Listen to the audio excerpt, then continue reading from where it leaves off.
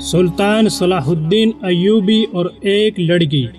اس واقعے میں سلطان صلاح الدین ایوبی کے کردار پر ایک بہت بڑا بدکاری کا داغ لگنے کے بارے میں آپ کو آگاہ کیا جائے گا۔ آدھی رات کا وقت ہو چکا تھا۔ صلاح الدین ایوبی جو کہ مستقبل کے سلطان تھے، اس پر ایک شاریہ نامی لڑکی نے بدکاری کا الزام لگا دیا۔ قاضی ابن ارسون جو کہ سلطان صلاح الدین کے استاد بھی تھے، صبح اس مقدمے کو سننے والے تھے۔ یہ الزام ایک عام انسان پر نہیں بلکہ ایک باصلاحیت اور با کردار انسان نجم الدین ایوب کے بیٹے سلطان صلاح الدین ایوبی رحمۃ اللہ علیہ پر ایک لڑکی نے لگایا تھا۔ قاضی ابن ارسون بہت پریشان تھے کہ اگر میرے شاگرد پر لگایا گیا الزام سچ ثابت ہو گیا تو میری ساری زندگی کی تعلیم اور دی گئی تربیت پر پانی پھر جائے گا۔ قاضی نے وضو کیا اور جائے نماز پر اللہ کے حضور سجدے میں گر گئے اور دعا کرنے لگے، اے میرے مالک، تیرے با کردار اور نیک بندے پر مشکل کا وقت آن پڑا ہے، تو اس کے لیے اپنی غیبی مدد فرما اور اس کی عزت کی حفاظت فرما۔ بے شک تو ہی عزت دینے والا ہے اور تو ہی ذلت دینے والا ہے۔ میرا دل تو نہیں مانتا کہ صلاح الدین کسی کی طرف بری نظر بھی اٹھا کر دیکھ سکتا ہے، لیکن دوسری طرف شاریہ نامی لڑکی پورے وثوق سے صلاح الدین پر اتنا بڑا الزام لگا رہی ہے۔ دوستو، یہ واقعہ کچھ اس طرح ہے کہ جب سلطان نور الدین زنگی اپنی سلطنت پر قائم و دائم تھے تو صلاح الدین ایوبی پر ایک شاریہ نامی لڑکی نے الزام لگایا کہ صلاح الدین ایوبی نے مجھے اکیلا پا کر میرے ساتھ زبردستی کرنے کی کوشش کی ہے۔ تمام لوگ حیران تھے کہ کیا صلاح الدین اس طرح کا کام کر سکتا ہے؟ کسی کو یقین نہیں آ رہا تھا۔ کوئی کچھ باتیں کرتا اور کوئی کچھ باتیں بناتا۔ اگلی صبح سلطان نور الدین زنگی کی موجودگی میں قاضی ابن ارسون نے اس مقدمے کو سننا تھا اور صلاح الدین ایوبی پر فرد جرم عائد ہونے کے بعد سزا سنائی جانی تھی۔ صلاح الدین ایوبی ساری رات بخار میں تڑپتے رہے اور اللہ سے دعا کرتے رہے، اے میرے مالک، تو ہی میری مدد فرما، تو ہی بہتر جانتا ہے، تو ہی سب سے سچا ہے، بے شک میری مدد کرنے والا صرف تو ہی ہے۔ فجر کا وقت ہوا تو صلاح الدین ایوبی کا بخار بہت زیادہ تھا۔ آپ نے وضو کیا اور نماز کے لیے کھڑے ہو گئے۔ نماز سے فارغ ہونے کے بعد اللہ کے حضور سجدے میں گر کر دعا مانگی اور کہا، اے میرے مالک، تو ہی میری عزت رکھنا۔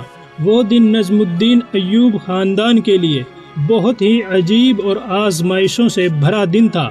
لوگ بڑی بےتابی سے اس لمحے کا انتظار کر رہے تھے کہ جب سلطان نور الدین زنگی کی موجودگی میں قاضی ابن ارسون مقدمے کو سنیں گے اور صلاح الدین ایوبی کے ساتھ کیا کرنا چاہیے اس کا فیصلہ کریں گے۔ چونکہ اس وقت کچھ لوگ تو نور الدین زنگی کے خلاف تھے اور اسی طرح کچھ لوگ نور الدین زنگی کے ساتھ بھی تھے، اس لیے لوگوں کے ذہن میں بھی طرح طرح کے خیالات رونما ہو رہے تھے۔ سورج طلوع ہو چکا تھا۔ سلطان نور الدین زنگی اپنے دربار میں حاضر ہو چکے تھے اور ان کے بائیں جانب قاضی ابن ارسون کی مسند تھی اور نیچے صلاح الدین ایوبی ہاتھ باندھے کھڑے تھے۔ کچھ دیر بعد قاضی نے فرد جرم پڑھ کر سنایا اور فرد جرم پڑھنے کے بعد قاضی صلاح الدین ایوبی سے مخاطب ہوئے اور کہا کہ آپ کو اپنی صفائی میں بولنے کا پورا حق ہے۔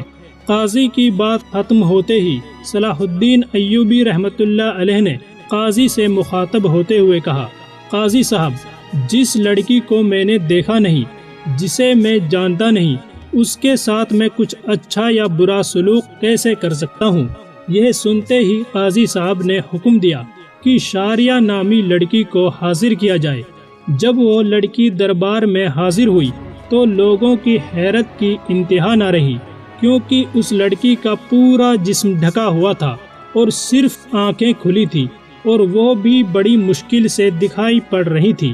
صلاح الدین ایوبی سمجھ نہیں پا رہے تھے کہ جس لڑکی کو میں نے دیکھا تک نہیں، آخر وہ مجھ پر اتنا گھنونا الزام کیوں لگا رہی ہے؟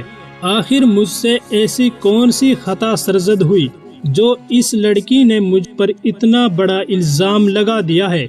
قاضی ابن ارسون شاریہ نامی لڑکی سے مخاطب ہوئے اور پوچھا، بتاؤ صلاح الدین ایوبی نے تمہارے ساتھ کیا کیا؟ تو اس لڑکی نے کہا کہ میں اپنا بیان پہلے ہی دے چکی ہوں، دوبارہ ان باتوں کو دہرا کر میں اپنی عزت مزید خاک میں نہیں ملا سکتی۔ بخار کی شدت میں اضافہ ہونے کی وجہ سے صلاح الدین ایوبی کا چہرہ زرد ہو رہا تھا اور ہاتھ کانپ رہے تھے، زبان پر بھی لرزہ طاری تھا۔ انہیں دیکھ کر مجمع میں موجود لوگوں کو ایسا لگ رہا تھا کہ صلاح الدین ایوبی بے قصور نہیں ہے اور جرم کی سزا کا خوف ان کے چہرے پر حاوی ہے۔ سلطان نور الدین زنگی بڑے غور سے یہ سارا منظر دیکھ رہے تھے۔ پورے دربار میں سناٹا چھایا ہوا تھا اور لوگ بڑے غور سے صلاح الدین ایوبی اور اس لڑکی کی باتوں کو سن رہے تھے۔ صلاح الدین ایوبی نے اس لڑکی سے کہا کہ کیا تمہیں اپنے رب سے ڈر نہیں لگتا کہ تم ایک بے قصور انسان پر اتنا گندا الزام لگا رہی ہو؟ لوگ سمجھ رہے تھے کہ سلطان نور الدین زنگی کا بھتیجا ہونے کی وجہ سے صلاح الدین ایوبی اگر مجرم قرار دے بھی دیے گئے تو سزا سے بچ جائیں گے۔ صلاح الدین ایوبی نے قاضی سے کہا کہ جب ہم کسی بھی مسئلے کا حل نہیں نکال پاتے تو ہم پھر اپنے اللہ کی طرف رجوع کرتے ہیں، اور اسی طرح میں بھی اس لڑکی سے کہتا ہوں کہ اگر یہ اللہ کو حاضر ناظر جان کر اور اللہ کی قسم کھا کر کہہ دے کہ اس کا الزام سچا ہے تو میں وہ گناہ بھی قبول کر لوں گا جو مجھ سے سرزد بھی نہیں ہوا۔ یہ سنتے ہی وہ لڑکی صلاح الدین کو بغور دیکھنے لگی۔ وہ صلاح الدین ایوبی کی حالت سمجھ چکی تھی۔ تھوڑی دیر تک بغور دیکھنے کے بعد لڑکی چیخ چیخ کر رونے لگی اور کہا، میں تمام مجمع کے سامنے اللہ کو حاضر ناظر مان کر کہتی ہوں کہ صلاح الدین ایوبی بالکل بے قصور ہیں، سارا گناہ میرا ہے۔ یہ سن کر سارے مجمع میں موجود سبھی لوگ حیران رہ گئے اور اس لڑکی کے چند الفاظ نے مقدمے کی نوعیت کو بالکل الٹا کر دیا۔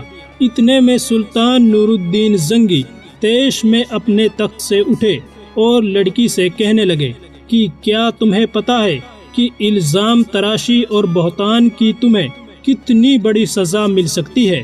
تو لڑکی نے کہا، ہاں مجھے بخوبی معلوم ہے کہ اس عمل کی مجھے کتنی بڑی سزا ملے گی۔ پھر قاضی نے شاریہ سے کہا، آخر ایسی کیا وجہ رہی تھی کہ تم نے صلاح الدین جیسی عظیم شخصیت کے دامن کو داغدار کرنا چاہا اور ان پر اتنا گھنونا الزام لگایا؟ لڑکی خاموش رہی اور ساتھ ہی اپنی آنکھیں جھکا لی، لیکن جب سلطان نور الدین زنگی رحمت اللہ علیہ نے لڑکی کی طرف غصے سے دیکھا تو وہ زیادہ دیر خاموش نہ رہ سکی اور کہنے لگی، اے میرے سلطان، میں جانتی ہوں کہ مجھ سے بہت عظیم گناہ سرزد ہو گیا ہے جس کی تلافی بھی شاید ممکن نہ ہو، کیونکہ جو داغ صلاح الدین ایوبی کے کردار پر لگا وہ شاید میں چاہتے ہوئے بھی نہ مٹا سکوں، لیکن یہ سب کام کرنے کے لیے میں مجبور تھی۔ سلطان نور الدین زنگی نے پوچھا، کھل کر بولو کہ تمہیں اس کام کے لیے کس نے مجبور کیا؟ تو شاریہ نے وہاں موجود ایک شخص جس کا نام امیر ابن مرقوم تھا اس کی طرف اشارہ کرتے ہوئے کہا، عالی جناب، امیر نے مجھے یہ سب کرنے کے لیے مجبور کیا تھا۔ یہ سنتے ہی تمام درباری امیر ابن مرقوم کو ملالت اور غصے سے بھری نظروں سے دیکھنے لگے۔ امیر ابن مرقوم اپنی جگہ سے اٹھا اور بڑے یقین اور دبدبے کے ساتھ کہنے لگا، یہ لڑکی سراسر جھوٹ بول رہی ہے، میں بھی صلاح الدین کی طرح اس لڑکی کو جانتا تک نہیں۔ سلطان نور الدین زنگی نے جب یہ سارا منظر دیکھا تو کہا، انشاءاللہ کل معلوم ہو جائے گا کہ کون بے گناہ ہے اور کون گناہگار ہے۔ اس کے بعد ابن مرقوم کو تحویل میں لے لیا گیا اور معاملے کی تفتیش کے لیے جاسوس لگا دیے گئے۔ اس کے بعد سلطان نور الدین زنگی نے شاریہ نامی لڑکی کو اپنے کمرے میں بلایا اور پوچھا کہ بتاؤ اصل ماجرا کیا ہے۔ لڑکی نے کہا، عالی جناب، ایک جنگ میں میرے ماں باپ مارے گئے تھے اور میں اس ظالم امیر ابن مرقوم کے ہاتھ لگ گئی تھی۔ یہ مجھ پر بے انتہا ظلم اور تشدد کرتا ہے اور ہر طرح کے اچھے برے کام مجھ سے کراتا ہے، اور جب شاہی کنیز کے ذریعے جانچ کرائی گئی تو اس لڑکی کی پیٹھ پر کوڑوں کے نشان بھی دکھائی دیے گئے، اور ادھر سلطان نور الدین زنگی کے خاص جاسوسوں نے شاریہ اور امیر ابن مرقوم کے بارے میں ساری معلومات اکٹھی کر لی اور ان کے آپس کے تعلقات کو سلطان کے سامنے بے نقاب کر دیا۔ یہ دیکھ کر سلطان نے اگلے دن پورے مجمع کو ایک جگہ پر اکٹھا ہونے کی دعوت دی۔ یہ دعوت اس لیے تھی کہ قاضی ابن مرقوم کی سزا لوگوں کے سامنے منظر عام پر دکھا سکے اور لوگ اس کی سزا سے عبرت حاصل کر سکیں۔ دور دور سے لوگ امیر ابن مرقوم کا انجام دیکھنے کے لیے آئے۔ جب اس کو میدان میں لایا گیا تو سخت زنجیروں میں جکڑا ہوا تھا۔